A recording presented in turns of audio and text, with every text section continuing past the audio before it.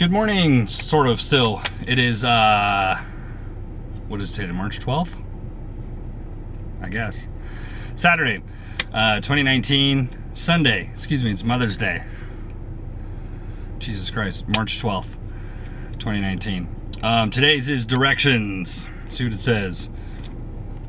Fears are nothing more than states of mind.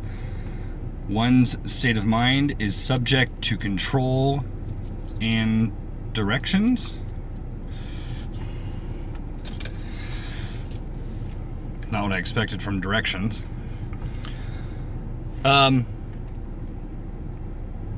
it is true. Fear is nothing more than states of mind. It really is. And you can basically control that, subject to control and directions. So this is more about training your brain. Directions are exactly that, obviously. If you more or less can give your brain directions, if you can force it to follow something or train it, more or less is what you're doing. Jesus Christ. One state of mind is subject to control and directions. So this can go two ways. If you look at the positive side of this is you training it through input. So nowadays we got a million things you can do that. YouTube, podcasts, stuff like Audible, audiobooks. If you want to do old school, regular books, friends who you hang out with.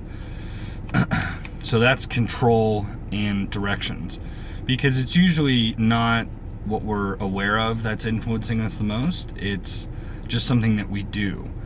So if we start changing a habit, changing a thought, changing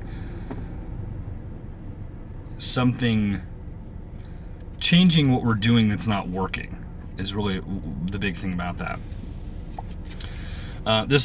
Directions also go in another form. A more basic one is what I'm after here.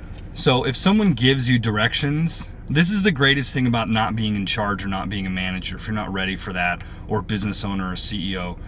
If someone gives you directions to do something and you execute the directions exactly how they were given, and the output is either incorrect, poor, doesn't give good results, most of the time you can go back to the person that gave you those directions and go, yo, this didn't work. There's a state of not blame, but there's a reference of result. So you're kind of taken out of the equation. So whenever you're given directions to do something, have no fear to do them how they were given. Now, if you deviate from it, if you skip a step and then the results are poor, that's on you. That's something you don't need to do. So this is the cool thing about directions as well. This also trains you to kind of ask for help, because when we need directions or direction, a lot of us get in the way of ourselves because we're too afraid to ask for help. I was totally one of those people for a very long time, and now I just do it. The very worst case scenario is usually no, and most of the time what happens is, hey, how about I know, or I can't do this, but XYZ, here's a reference, here's a person, here's a place to go.